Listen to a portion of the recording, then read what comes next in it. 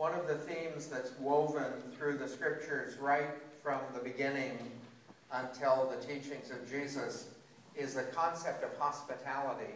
Hospitality, if you were to go into the Middle East even today, but hospitality is absolutely the greatest virtue.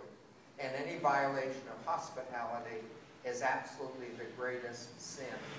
And it comes partially from the fact they live in such a harsh environment that if people don't take care of one another, no one survives.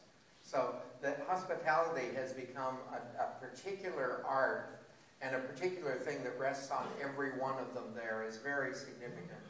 The first story is the story of Abraham, who entertains 3 guests.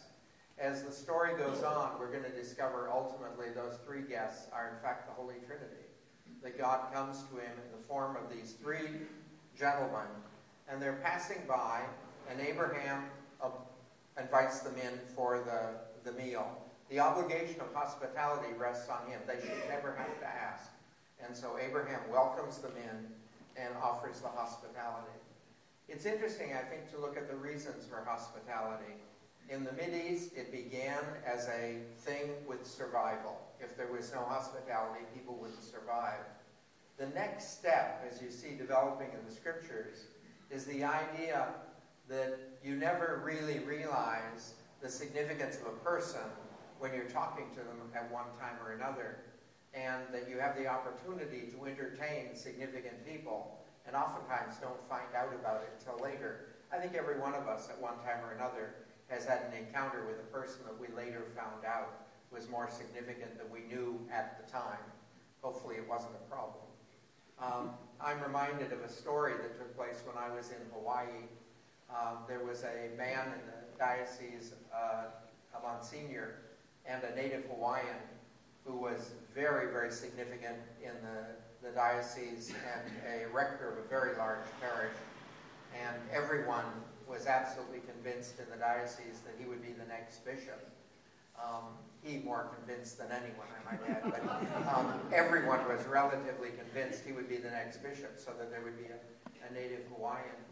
And the nuns who worked in his parish were the Sisters of the Sacred Hearts of Jesus and Mary. Damien, the leper, was a member of that community as well.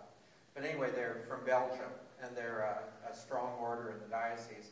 And they were taking care of the school. One of the sisters came over and said her brother was visiting from Belgium and asked if her brother could stay in the rectory. And the Monsignor decided that it was probably inappropriate for the brother of one of the nuns to be staying in the rectory, and encouraged her that they should use one of the guest rooms in the convent rather than the guest suite in the rectory. So that's what they did. And only after the man arrived did he discover that the brother of the sister was Archbishop Jadot, who was on his way to Washington, D.C. to become the apostolic delegate, whose job it is to appoint bishops. Very shortly after the Monsignor left the diocese and moved to a whole other diocese and everything. But the idea is you don't know who you'll entertain.